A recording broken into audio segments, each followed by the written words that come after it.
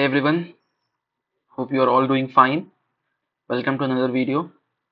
So, in this video, we are doing something unique. हमने अभी तक जितने भी सब्जेक्ट्स पढ़े हैं, उसमें हमने एग्जाम से रिलेटेड फोकस किया कि एग्जाम में क्या क्या चीज़ें आती है। पर ये जो सब्जेक्ट है, ये मेरे दिल के बहुत करीब है। और ये सब्जेक्ट हर उस इंसान के दिल के बहुत करीब होना चाहिए, जो टेक्निकल फील्ड से है, जो अभी आने वाले जनरेशन में ग्रो करना चाहता है। Because this is the future guys, I am telling you.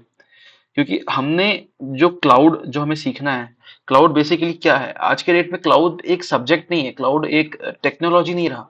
आज के डेट में क्लाउड एक जरूरत है, और उस जरूरत को हमें पूरा करने के लिए क्लाउड को पूरी तरह से सीखना पड़ेगा। और मुझे काफी फीडबैक्स मिले थे कि मुझे क्लाउड को, आप सबको क्लाउड को सीखना है।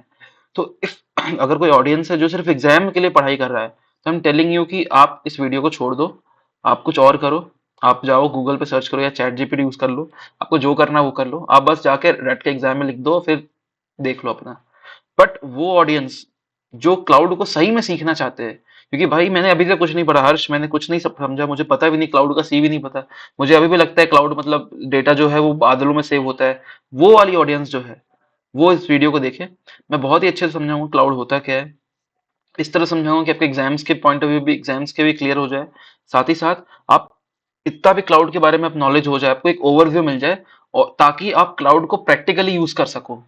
और आप क्लाउड को प्रैक्टिकली यूज करने के लिए क्या करना है, आप वो भी मैंने वीडियो अपलोड कर चुका है अपने चैनल पे। आप उसको भी चेक कर सकते हो। अगर आपको ये पूरा थियोरेटिकल चीजें समझ जाओगे क्लाउड की, फिर आप क्लाउड को प्रैक्टिकली कैसे यूज कर सकते हो, एडब्ल्यूएस कैसे यूज कर सकते हो, फिर ओरेकल कैसे यूज कर सकते हो, अपने खुद का EC2 इंस्टेंस वर्चुअल, जो हम इसमें सोचेंगे, जो हम इसमें करेंगे, वो सब आप यूज कर लोगे वहां पर। तो प्रैक्टिकल यूज कैसे कर सकते हो, वो हम इसमें देखेंगे। Okay, so without wasting time, let's get started. तो सबसे पहले हम आज इस लेक्चर में यूनिट 1 करने वाले हैं। यूनिट 1 में हमें मतलब क्लाउड फंडामेंटल्स समझने हैं, क्लाउड के फंडामेंटल्स क्या होते हैं। लाइक क्लाउड के फंडामेंटल्स क्या होते हैं, फिर क्लाउड सर्विसेज के कंपोनेंट्स क्या होते हैं, बेसिक क्लाउड का introduction. Cloud service and deployment model के बारे में समझेंगे। कंपोनेंट्स कितने होते हैं, गाइडिंग प्रिंसिपल्स क्या होते हैं with respect to utilisation, security and pricing. तीन होते हैं guiding principle, utilisation, security and pricing. इन तीन गाइडिंग प्रिंसिपल के बारे में समझेंगे। एप्लीकेशंस क्या होते हैं, जो कि मोस्ट इंपॉर्टेंट टॉपिक है इसमें। क्लाउड में सीधा इस टॉपिक में यही पूछता है कि एप्लीकेशन कहाँ है क्लाउड के जनरली। और क्लाउड पब्लिक प्लेटफॉर्म्स कौन कौन से होते हैं, जैसे AWS हो गया, फिर गूगल अपना क्लाउड हो गया। ये सब चीजें जो है, ये सब चीजें हम इस लेक्चर में कवर करने वाले हैं। ये बस एक इंट्रोडक्शन होना चाहिए। और इसके बाद, क्योंकि ये सिलेबस थोड़ा सा यूनिक है, पता है हमारा सिलेबस जो है, इसका cloud micro services and application, ये काफी यूनिक और इंडस्ट्री फ्रेंडली टॉपिक है। मतलब अगर इन केस अगर कोई इंसान क्लाउड का, फॉर एग्जांपल, और भी कोई एग्जाम की तैयारी कर रही है ना, कर रहा है कोई भी, तो वो क्लाउड का बेसिक समझेगा, बस क्लाउड पढ़ेगा। फिर micro services is different thing, ये आपका सिस्टम डिजाइन पार्ट है। सिस्टम डिजाइन आप सुना होगा कहीं ना कहीं कि इंटरव्यू में सिस्टम डिजाइन पूछते हैं। This is system design. आपको इंडस्ट्री में जाकर सिस्टम डिजाइन यूज करना है। आज के डेट में जितने भी चीज इंडस्ट्रीज है, वो लाइव यूज कर रहे हैं माइक्रो सर्विसेज का। माइक्रो सर्विसेज क्या होता है वो भी हमें पढ़ना है। देखो, यूनिट 2 हमारा माइक्रो सर्विसेज पे बेस्ड है।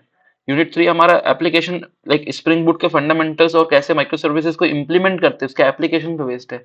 यूनिट 4 हमारा डेवॉप्स पे बेस्ड है। DevOps is the also a crucial thing, क्या हो रहा है डेवॉप्स। फिर कुबरनेटिक्स के बारे में यूनिट 5 है। आज के डेट में कुबरनेटिक्स सबसे ज्यादा यूज किया जा रहा है। हर वो कंपनी जो कुबरनेटिक्स यूज करती है, वो मल्टी डॉलर कंपनी ही है। जो जैसे फॉर एग्जांपल अभी IPL आने वाला है, जियो सिनेमा भी कुबरनेटिक्स यूज करती है। आपने हमेशा सोचा होगा कि कुबरनेटिक्स, मतलब कुबरनेटिक्स छोड़ो, सुना भी नहीं होगा आपने। आपने सोचा होगा कभी जिंदगी में कि जियो सिनेमा जो है, इतने ऑडियंस को कैसे हैंडल कर लेती है। मतलब IPL के टाइम उसमें करोड़ ऑफ यूजर आते हैं, 18 करोड़, 24 करोड़, इतने यूजर्स एक टाइम पे एक वेबसाइट पे लाइव है। तो उसको कैसे हैंडल कर रही है। हम हमें ये भी पता है कि सर्वर पे एक लोड ही लेता है। तो आपने ये नहीं सोचा कि यार सर्वर पे कभी क्रैश क्यों नहीं करता है इनका। तो ये सब चीजें कैसे काम करती है, ये सब चीज क्लाउड पे ही काम करती है, कुबरनेटिस में ही इनका काम होता है। ये सब चीजें हम समझेंगे इस लेक्चर में नहीं, मतलब आने वाले अपने लेक्चर के प्लेलिस्ट में, मतलब बेसिकली। सो यूनिट 1 हमें पढ़ना है क्लाउड के फंडामेंटल्स क्या होते हैं। तो ये नोट्स है, प्लीज गाइस, नोट्स के फॉर्मेट मत जाना। मेरे को बस जितनी चीजें मिली, मैं इसमें कनेक्ट करूंगा आपको। मेरा काम कनेक्शन करेगा कि जो भी चीजें मैं आपको बस कनेक्ट करके इजी समझा सकूं।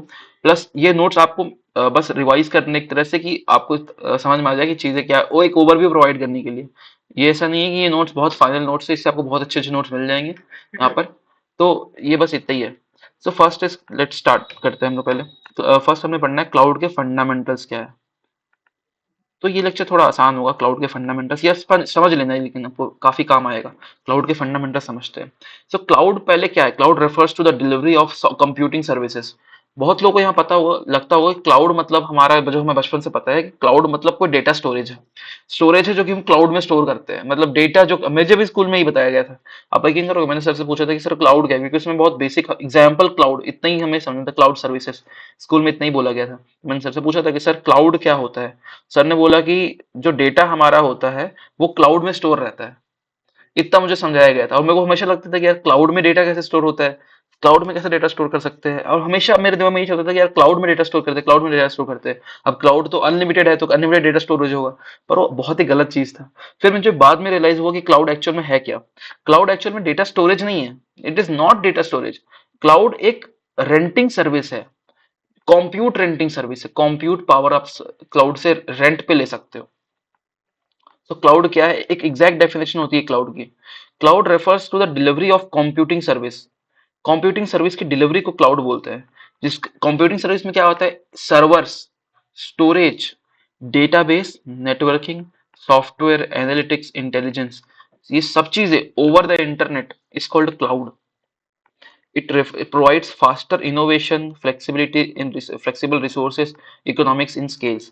ये सब चीजें होती है क्लाउड का मतलब। बेसिकली क्लाउड यही होता है। क्लाउड कोई ये नहीं है, बस बेसिकली एक रेंटिंग सर्विस है जिसको आप अपनी कंप्यूटिंग सर्विस को डिलीवर कर सकते हो, यूज कर सकते हो। और मैंने जब प्रैक्टिकल एप्लीकेशन बताया था क्लाउड का, जब क्लाउड को फंडामेंटल्स में समझाया था, if you want to like आपको समझना है कि प्रैक्टिकल चीजें कैसे काम करती है, तो आप उस प्लेलिस्ट को भी देखो। बहुत 2 लेक्चर 3 लेक्चर है बस, लेकिन उसमें क्या है, मैंने स्क्रैच से समझाया है क्लाउड बेसिकली क्या है, और उसमें पूरी चीजें एप्लीकेशन किस टाइप में काम करती है क्लाउड की। तो ये पूरा क्लाउड था कि क्लाउड का फंडामेंटल्स किस टाइप में बेस्ड है। और हाँ, इसमें एक और इम्पोर्टेंट चीज, जैसे हमें समझने के लिए कि क्लाउड क्या है। फॉर एग्जाम्पल, क्लाउड का जैसे सर्वर, स्टोरेज, ये सब चीजें प्रोवाइड करता है क्लाउड। तो क्लाउड ओवर द इंटरनेट, यानी कि एग्जाम्पल के तौर पर अगर आपको अभी मैं बोलूँ कि आपका एक बिजनेस है, स्टार्टअप है, और स्टार्टअप के लिए आपको एक वेबसाइट, जैसे कोई मान लो ई कॉमर्स का है, आप कुछ बेचते हो, फॉर एग्जाम्पल आप बुक्स बेचते हो, आपके पास बुक स्टोर है आपका, आपको बुक्स बेचना है। सो बुक्स बेचने के लिए आप, ये आपका स्टार्टअप है बुक्स को सेल करने का। तो इसको सेल करने के लिए आपको क्या करना पड़ेगा? अगर आपको इसको ऑनलाइन सेल करना, ऑफलाइन सेल करना तो दुकान लगा लो, ठीक है, ये सब चीजें ठीक। ऑनलाइन सेल करना है, उसके लिए क्या करना पड़ेगा? तो आपको एक वेबसाइट यूज करनी पड़ेगी। ऑब्वियसली एक वेबसाइट तो यूज करनी पड़ेगी ऑनलाइन सेल करने के लिए। अब उस वेबसाइट को क्या आपको 24/7 ऑन ऑन तो रखना पड़ेगा ना। ऐसा तो नहीं है कि दिन में बस 2 घंटे चलेगी, बाकी ऑफलाइन, मतलब बाकी टाइम वेबसाइट बंद रहेगी। नहीं, वेबसाइट है, वेबसाइट को 24/7 चलाना पड़ता है। तो उसको होस्ट करना पड़ेगा कहीं। बिल्कुल सही। अब वो होस्ट कहाँ करोगे? अब वो होस्टिंग प्लेटफॉर्म जो होता है वो क्लाउड पे बेस्ड होता है। फॉर एग्जाम्पल वर्सल, वर्सल आपने सुना होगा। गिटहब भी एक क्लाउड प्लेटफॉर्म है, गिटहब, जहाँ होस्ट करोगे आप। तो ये सब चीजें क्लाउड पे बेस्ड है। आप होस्टिंग आपको क्लाउड ही प्रोवाइड करता है। पर आप चाहते हो नहीं नहीं नहीं, मुझे मेरी अपनी स्टार्टअप है, खुद का स्टार्टअप है, मेरे को कोई वेबसाइट नहीं यूज करनी, मेरे पास खुद का स्टार्टअप है, मुझे एक ऑफिस खोलना है। एक ऑफिस, जैसे अपने कंप्यूटर लैब्स होते हैं, एक ऐसा ऑफिस चाहिए मुझे, जैसे मेरे पास, मुझे 2 सिस्टम चाहिए। उसमें 2 सिस्टम है, सीपीयूज भी रहेंगे हमारे। सीपीयूज मुझे इतने जीपीयू को चाहिए, और 8 GB रैम चाहिए दोनों सीपीयू में। और ये सब दोनों सब एक दूसरे से कनेक्टेड रहे टोपोलॉजिकल फॉर्मेट में, या मल्टीपल कंप्यूटर से कनेक्टेड रहे। और इनका एक सर्वर भी हो, मतलब बेसिकली सर्वर से इन दोनों कनेक्टेड रहे। ये सब चीजें। और ये सर्वर क्या होता है? सर्वर बेसिकली वो एक ऐसा कंप्यूटर होता है, ये भी कंप्यूटर है, ये भी कंप्यूटर है। मतलब फॉर एग्जाम्पल एक कलर चेंज कर लेता हूँ मैं। ये भी एक कंप्यूटर है, एक कंप्यूटर, ये दूसरा कंप्यूटर, ये सर्वर है। तो सर्वर और कंप्यूटर में क्या डिफरेंस है? सर्वर जो होता है वो 24/7 शुरू होता है। ये भी क्लाइंट सर्वर मॉडल, हम एक अज्यूम करते हैं कि क्लाइंट सर्वर मॉडल है। उस मॉडल के तहत जो सर्वर होता है वो 24/7 ऑन रहना चाहिए। ये नोड्स आपके बंद हो सकते हैं, इससे आपको डिपेंडेंसी नहीं है, पर सर्वर आपका ऑन होना चाहिए 24/7। तो ये सर्वर होना चाहिए।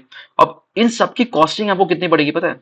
इन सब की कॉस्टिंग आपकी डिपेंड करती है कि ये कॉस्टिंग आपकी काफी हाई होगी, मे बी 10 lakhs मान लेते हैं। क्योंकि आप इसको एसी भी रखोगे इसका टेम्परेचर मेंटेन रखने के लिए, फिर ये पूरा रूम एक कैबिनेट टाइप में रहेगा, इसमें बहुत सारी चीजें हो जाती है, वायरिंग वगैरह, नेटवर्किंग वगैरह, वाईफाई, सब चीजें के खर्चे आपके 10 लाख प्लस रहेंगे। और उसमें भी आपका बहुत दिक्कत है। मान लो आपका जो बिजनेस है वो सीजनल बिजनेस है, यानी कि एक पर्टिकुलर मंथ में या पर्टिकुलर सेट ऑफ मंथ या क्वार्टर में आपका बिजनेस नहीं चलता, कोई उसमें खरीदारी। फॉर एग्जाम्पल कोई बिजनेस है जो चाहे ठंड के टाइम चलता है लेकिन गर्मी के टाइम नहीं चलता, बरसात के टाइम नहीं चलता, तो आपको सीजनल के टाइम में काम आ गया, तो फिर इसका लॉस हो गया ना, इलेक्ट्रिसिटी बिल भी आपकी लगेगी। ये सब चीजें बहुत इंक्लूडेड हो जाती है। पर जब आप क्लाउड यूज करते हो तो आप इन सब चीजों को, you are saying no, and you are renting. अगर मुझे 6 महीने बस गर्मियों में काम है या ठंड में बस मुझे अपना मेरा मैक्सिमम काम होता है, तो मैं ठंड के लिए बस 6 महीने के लिए अपना कंप्यूट सर्विस रेंट पे लूंगा, जो कि एक मिनिमम कॉस्ट पे आ जाएगा आपका। और ये सब चीजें जो थी, आप इसी में काम कर सकते हो विद अ लो कॉस्ट। और अब ये जो कॉस्टिंग है, आई थिंक 10x कम हो जाती है। This is the benefit of cloud guys. और ये सब चीजें कैसे काम करती है, मैंने पिछले अपनी सीरीज में देख लिया था, आप उसको रेफर कर सकते हो। सो ये चीजें तो ऐसी थी कि मैं आपको समझा दिया बेसिकली क्लाउड के इंटरेस्ट के लिए। क्लाउड सर्विसेज के कंपोनेंट समझ लेते हैं, क्योंकि नेक्स्ट टॉपिक हमारा कंपोनेंट्स पे है, सर्विस कंपोनेंट्स पे। तो क्लाउड सर्विसेज के कंपोनेंट्स होते हैं, 3 कंपोनेंट्स होते हैं: infrastructure as a service, platform as a service and software as a service. तीनों में चीजें में डिफरेंस भी लिख के आया हूँ, पहले समझते हैं इन तीनों में होता क्या है। सो इंफ्रास्ट्रक्चर एज अ सर्विस क्या होता है बेसिकली? इंफ्रास्ट्रक्चर मतलब होता है कि आपको एक अपना कंप्यूटर चाहिए, ऐसा समझो आप। अपना खुद का कंप्यूटर, खुद का सीपीयू चाहिए। सी पी यू, खुद का कंप्यूटर, खुद का सर्वर चाहिए आपको। इसको बोलते हैं इंफ्रास्ट्रक्चर एज अ सर्विस। एक इंफ्रास्ट्रक्चर चाहिए आपको, पूरा का पूरा इंफ्रास्ट्रक्चर ही चाहिए। ठीक है। मतलब क्या हुआ? मतलब ये हुआ कि फॉर एग्जाम्पल अमेजोन का EC2 इंस्टेंस। EC2 इंस्टेंस क्या होता है? EC2 इंस्टेंस आपको एक लिनक्स का ऑपरेटिंग सिस्टम मिल जाता है, उसमें आपका सब कुछ कनेक्टेड रहता है।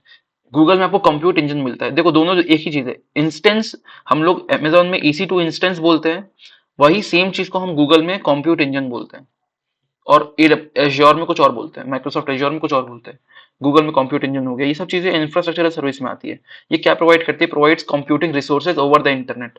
और वर्चुअल मशीन्स हो गया, स्टोरेज हो गया, नेटवर्किंग हो गया, ये सब के सब एक इंफ्रास्ट्रक्चर पे बेस्ड है। आप अगर इंफ्रास्ट्रक्चर लेते हो, वर्चुअल मशीन लेते हो, तो इसमें आपको स्टोरेज भी मिलती है, नेटवर्किंग भी फैसिलिटी मिलती है, एक वर्चुअल मशीन भी मिलता है। वर्चुअल मशीन में आपको खुद का ऑपरेटिंग सिस्टम मिलेगा।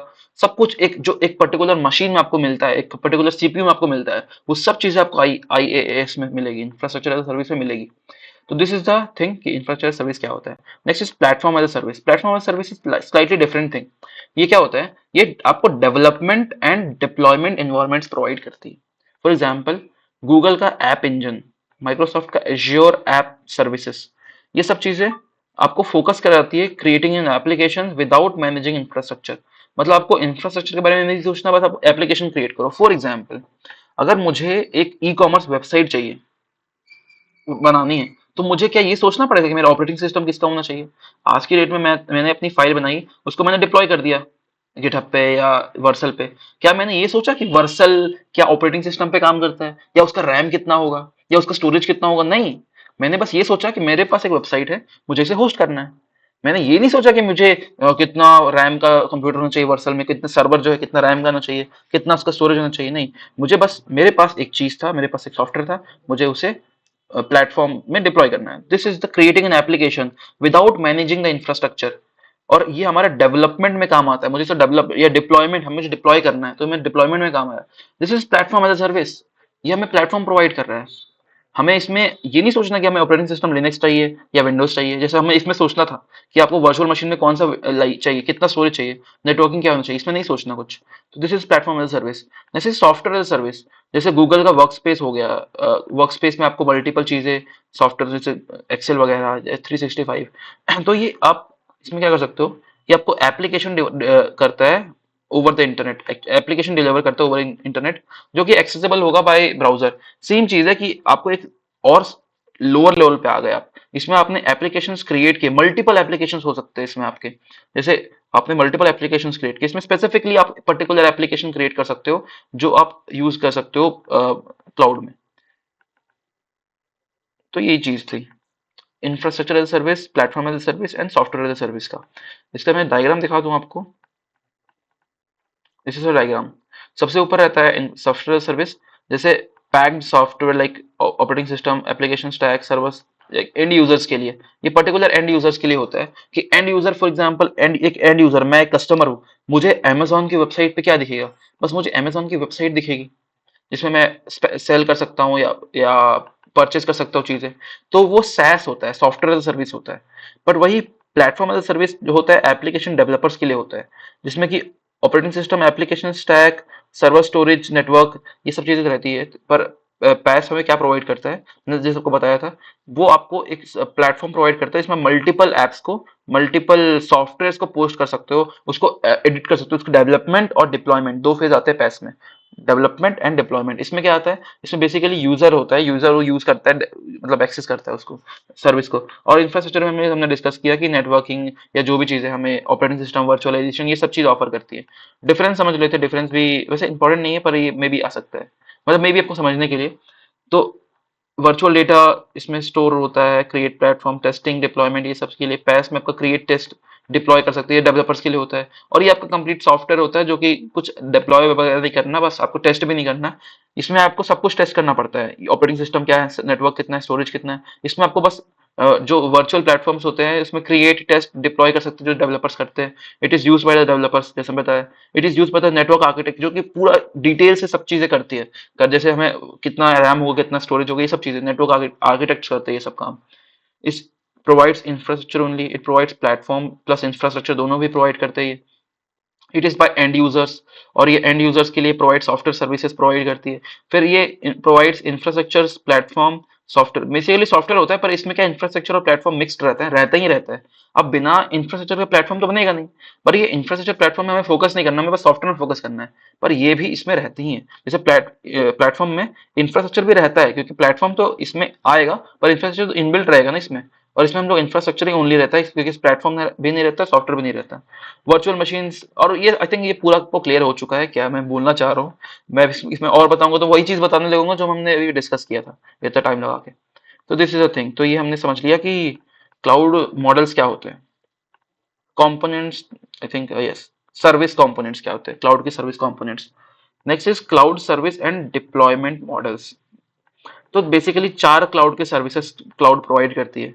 Public cloud, wait a minute, yes, public cloud, private cloud, hybrid cloud and community cloud।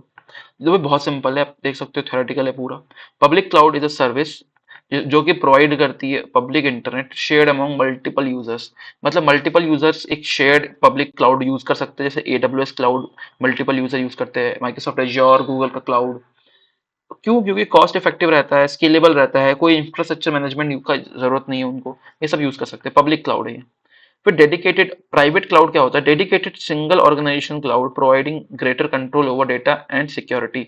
जिनको बहुत डेडिकेटेड चाहिए, मुझे अपना पर्सनल क्लाउड चाहिए, मुझे AWS नहीं चाहिए, मुझे एज्योर नहीं चाहिए, मुझे किसी ऑर्गेनाइजेशन, मुझे अपना खुद का बनाना। जैसे AWS ने क्या किया, अपना Amazon cloud service, like azure, Google cloud, उनका खुद का क्लाउड सर्विस है, और वो पब्लिकली पब्लिकली देते हैं। पर मुझे अपना खुद का चाहिए कि यार मुझे खुद का क्लाउड चाहिए, मुझे AWS यूज नहीं करना, मैं क्यों अमेजोन के थ्रू डिपेंडेंट रहूं, मुझे खुद का क्लाउड चाहिए। तो VMware जो है वो खुद का क्लाउड vSphere प्रोवाइड करती है, ओपन स्टैक प्रोवाइड करती है, खुद का क्लाउड बिल्ड कर लो। उसमें क्या आपको सिक्योरिटी अच्छा मिलता है, किसी का भी डिपेंडेंसी नहीं रहता, आप खुद उसको कस्टमाइज करा सकते हो, बहुत सारी चीजें रहती है। Next hybrid cloud. Hybrid cloud combines public and private cloud for flexibility and optimise development, ये सबसे बेस्ट रहता है। फॉर एग्जांपल IBM का हाइब्रिड क्लाउड या माइक्रोसॉफ्ट अज्योर हाइब्रिड, ये सब चीजें उसके एग्जांपल्स है। ये कॉस्ट एफिशिएंसी, कॉस्ट भी प्रोवाइड कर देती है, और कंट्रोल ओवर सेंसिटिव डेटा, ये कंट्रोल देखो, इसमें आपको ध्यान दो, इसमें आपको सिक्योरिटी मिल रही थी, इसमें आपको स्केलेबल और कॉस्ट इफेक्टिव मिल रहा था, इसमें आपको दोनों मिल रहा है, कॉस्ट इफेक्टिव भी और कंट्रोल भी। ठीक, next is community cloud, is shared by several organisations. यानी कि एक क्लाउड है, उसको मल्टीपल ऑर्गेनाइजेशन शेयर कर रही है विद सिमिलर रिक्वायरमेंट्स। मान लो ये भी चाहती है कि मुझे समर्स के टाइम, या उतना एग्जांपल नहीं, मतलब सिमिलर रिक्वायरमेंट्स के कर सकते हैं, मैं भूल जाता हूँ कि मैं इंजीनियरिंग स्टूडेंट्स को बता रहा हूँ,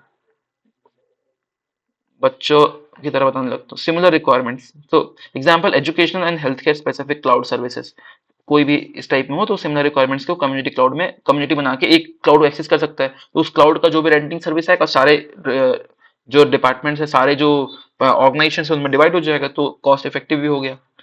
नेक्स्ट इज क्लाउड कंपोनेंट्स, क्या होते हैं, तो बेसिकली इसके भी चार टाइप्स होते हैं, बहुत सिंपल है, cloud compute, storage storage networking और डेटाबेस। ये चार चीजें होती है क्लाउड में बेसिकली, क्लाउड के मेन कंपोनेंट्स। मतलब क्या हुआ, देखो फॉर एग्जांपल समझो, हमारे पास, example example let's do an example, बहुत बेसिक एग्जांपल है, बहुत बेसिक चीज है ये। हमारे पास एक कंप्यूटर है, एक कंप्यूटर में हमें क्या चाहिए, एक CPU चाहिए, सीपीयू होता ही होता है सीपीयू। एक स्टोरेज के लिए हमारे पास क्या होना चाहिए, एक स्टोरेज डिवाइस होना चाहिए, हार्ड डिस्क वगैरह। अब नेटवर्किंग के लिए हमारे पास वाईफाई वगैरह या कुछ ना कुछ तो ऐसा होगा जिससे हम नेटवर्किंग कर सकते हैं, है ना, वाईफाई या डोंगल। और डेटाबेस के लिए हमारे पास बेसिकली डेटाबेस कनेक्शन होना चाहिए। ये स्टोरेज और डेटाबेस को मैं बोलता हूँ, इसके अंदर ही डेटाबेस होता है, डेटा होता है, डेटाबेस होता है। ठीक है। अब क्लाउड में भी हमें यही सब चीज चाहिए। क्लाउड में कंप्यूट यानी कि सीपीयू, ठीक है, सीपीयू होना चाहिए। स्टोरेज यानी कि हमारे पास एक हार्ड डिस्क जिसमें हम स्टोर कर सके चीजों को। नेटवर्किंग यानी कि हमारे पास एक वाईफाई या अपना खुद का वर्चुअल नेटवर्क या कुछ अलग चीजें। फिर डेटाबेस यानी कि हमारे पास कुछ ऐसा जिसमें हम डेटाबेस एक्सेस कर सके, स्टोरेज से अपने कंप्यूटर में चीजें ला सके इफेक्टिवली, क्योंकि अब हमें स्टोरेज में स्टोर तो कर रहे हैं, अब उसको कंप्यूटर में लाना भी तो पड़ेगा। तो वही चीज हमें चाहिए। तो computer is a backbone of cloud service, offering virtual machines, containers and serverless functions. For example AWS lambda जो कि सब चीजें ऑटोमेटेड काम ऑटोमेटेड वे में करता है, और एज्योर का फंक्शंस, ये सब चीजें हैं जो कंप्यूट सर्विसेज प्रोवाइड करती है। स्टोरेज में हमारे पास provides scalable and resilient data storage options, for example Amazon का S3 और गूगल क्लाउड स्टोरेज, ये सब चीज एग्जांपल है। नेटवर्किंग में देखो एग्जांपल याद रखना आप, क्योंकि एग्जाम में एग्जांपल लिखोगे तो सामने वाला यूजर, क्योंकि वो भी क्लाउड का यूजर ही होगा, उसको थोड़ी बहुत चीजें हिट करेगी, हाँ ये सही बंदा मतलब समझ में आ रहा है इसको। फैसिलिट connectivity and communication across resources, ये नेटवर्किंग एग्जांपल हो गया।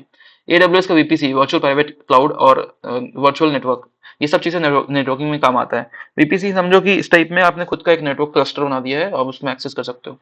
Database is offers manageable data solutions like AWS का आरडीएस होता है, और एज्योर का कॉस्मिक्स डेटाबेस होता है, कॉस्मोस डेटाबेस। बेसिकली डेटाबेस है, हमारे पास एक स्टोरेज डिवाइस है, कंप्यूटर सर्विसेज है, इन दोनों के बीच में कम्युनिकेशन किस टाइप में होगा, डेटाबेस के थ्रू होता है। हम एसक्यूएल यूज करते हैं, एसक्यूएल भी एक एग्जांपल होता है, पर इन्होंने क्या है, खुद का ही डेटाबेस बनाया है। गाइडिंग प्रिंसिपल्स, नेक्स्ट फोर्थ और इंपॉर्टेंट जिसमें मैंने बताया था आपको, गाइडिंग प्रिंसिपल्स होते हैं। इसके बाद एप्लीकेशन इंपॉर्टेंट है, देखो ये एप्लीकेशन इसमें होगा, ये भी इंपॉर्टेंट है। ओके, तो ये दोनों चीज देख लो, ये भी बहुत सिंपल है, एप्लीकेशन बेस, ये तीन चीजें, ये भी बहुत सिंपल है। गाइडिंग प्रिंसिपल, यूटिलाइजेशन, सिक्योरिटी और प्राइसिंग, ये तीन प्रिंसिपल्स होते हैं। यूटिलाइजेशन क्या होता है कि क्लाउड आपको स्केलेबल रिसोर्स यूटिलाइज करने के लिए, तो आप पे only for what you use, ये बहुत इंपॉर्टेंट है कि आपको उतना ही पे करना है जितना आपने यूज किया है। फॉर एग्जाम्पल अगर आप एक इंफ्रास्ट्रक्चर स्ट्रक्चर खड़ा करते हो ना, तो आपने अगर मान लो एक किसी महीने आपका सेल्स लो भी रहा, तो आपको उस समय का भी तो इलेक्ट्रिसिटी बिल तो पे करना ही पड़ेगा, क्योंकि आपका सर्वर ऑन रहा था, और अभी चीजें आपको पे तो करनी पड़ेगी। तो ऐसा नहीं है कि आपने सेल्स किए या नहीं किए, वो डिपेंडेंट है कि वो, उससे कोई मतलब नहीं, आपने सेल्स की नहीं भी किए होंगे तो भी आपको पे तो करना ही पड़ेगा, अगर आपने एक खुद का बनाया है तो। पर when you are doing with cloud, तो आपको उतना ही पे करना है जितना आपने क्लाउड को यूज किया है। फॉर एग्जाम्पल किसी टाइम में आपने क्लाउड के इन सर्विसेज का इतना इतना यूज किया है, तो उसी की आपको प्राइसिंग देनी पड़ेगी, उसी की आपकी कॉस्टिंग लगेगी, आपको कुछ अलग से कुछ भी पे नहीं करना। Next is security. सिक्योरिटी क्या है, इंक्रिप्शन होता है, data is encrypted at rest and transit, और आइडेंटिटी मैनेजमेंट होता है, आईएएम, यानी कि जो एडमिन होता है वो इतना कुछ कर सकता है, एक्सेस मैनेजमेंट हो जाता है कि एडमिन के पास कितने राइट्स है, वो कौन से यूजर को अलाउ कर सकता है, कौन को डिसअलाउ मतलब रिमूव कर सकता है, ये सब आईएएम प्रोवाइड करता है। ओके, तो ये सब चीजें आपको सिक्योरिटी मिल जाती है कि एक यूजर के पास किन किन एक्सेस रहेंगे, आप उनके एक्सेस को ब्लॉक कर सकते हो, उस यूजर को सुप्रीम यूजर बना सकते हो, एडमिन बना सकते हो। एडमिन सबको कुछ भी बना सकते हैं, पर एडमिन खुद रिमूव किस टाइप में होता है, ये सब चीज आईएएम में बात करती है। फिर इसमें क्या है कि आपको डेटा प्रोटेक्शन भी प्रोवाइड करता है, जैसे जीडीआर, जीडीपीआर, ये सब चीजें होती है सिक्योरिटी में। फिर प्राइसिंग, प्राइसिंग मैंने आपको बताया, पे एज यू गो, पे only for used resources. Cost management tools होते हैं उसमें, जैसे एडब्ल्यूएस प्राइस कैलकुलेटर, ये आपको बता देता है कि आपका एस्टिमेट कॉस्ट कितना आने वाला है। यानी कि मान लो आपका जो वेबसाइट है, कुछ भी आपने डिप्लॉय किया है क्लाउड पे, और वो क्लाउड पे जो डिप्लॉय हुआ वो हर दिन का मान लो 10 रुपए चार्ज कर रहा है, तो आपको ये बता देगा कि आपका महीने का एंड में आपको कितना कॉस्टिंग होने वाली है, यानी कि 300 रुपए 30 दिन का। तो ये सब चीज आपको बता देगा वो कि किस टाइप में आप $10, अब जितना आपका होगा वो कॉस्ट, खुद एक जो एआई मॉडल होता है प्राइस कैलकुलेटर, वो खुद आपको बता देगा बेस्ड ऑन आपका ग्रोथ कितना हो रहा है, किस टाइप में एस्टिमेट आपको बता भी देगा। Reserved instance, commit the certain usage of discount, यानी कि बेसिकली आपको सर्टेन लेवल ऑफ डिस्काउंट मिल सकता है सर्टेन चीजों में, तो ये प्राइसिंग का फैक्टर रहता है, प्राइसिंग का डिपेंडेंसी रहती है। गाइडिंग प्रिंसिपल्स के थ्रू हमने तीन चीजें पढ़ ली, utilisation, security and pricing cloud में। Next is application of the cloud, ये भी बहुत सिंपल है, मैं इसमें एक चीज नहीं बताऊंगा, बेसिक बिजनेस में काम आता है। बिग डेटा, बिग डेटा क्या होता है, बिजनेस में हमारे पास होस्टिंग वेबसाइट्स, ईमेल्स में सीआरएम सिस्टम्स में, कोलैबोरेशन टूल्स में, लाइक सेल्स फोर्स का सीआरएम सिस्टम है और गूगल का वर्क स्पेस है, ये सब चीजें क्लाउड पे डिप्लॉयड है, बिजनेस में काम आया। डेटा बिग डेटा में काम आता है, जैसे फिर बिग क्वेरी गूगल का, ये सब चीजें मैसिव डेटा सेट को होल्ड करने के लिए ये सब काम आता है। आर्टिफिशियल इंटेलिजेंस में काम आता है, एज्योर का आर्टिफिशियल इंटेलिजेंस या एडब्ल्यूएस का सेज मेकर, ये सब आपको एआई मॉडल्स को ट्रेन और डिप्लॉय करने में हेल्प करता है। क्लाउड आईओटी में काम आता है, एडब्ल्यूएस का आईओटी कोर भी है, गूगल का आईओटी है, ये सब आपको connecting and managing IT devices में काम करता है, ये सब चीजें क्लाउड में काम करती है। एजुकेशन में हेल्प करता है, ऑनलाइन क्लासरूम्स होते हैं जैसे गूगल क्लासरूम, माइक्रोसॉफ्ट टीम्स, ये सब चीजें क्लाउड पे बेस्ड है। ये सब चीजें एप्लीकेशन है क्लाउड के, ये सब चीज जो एप्लीकेशन है ये क्लाउड में ही होस्टेड है, क्लाउड के थ्रू ही हम ऑपरेट करते हैं, और ये सब चीजें उसके एप्लीकेशन है। Next is public cloud platforms. अब देखो हमने चार पढ़े ना, हमने प्राइवेट पढ़ा, पब्लिक पढ़ा, हाइब्रिड पढ़ा, और एक पढ़ा, तीन और एक होता है मल्टी क्लाउड। देखो इसमें एग्जांपल भी है, पब्लिक, प्राइवेट, हाइब्रिड और कम्युनिटी पढ़ा। तो पब्लिक देख लिया, प्राइवेट देख लिया, कम्युनिटी देख लिया।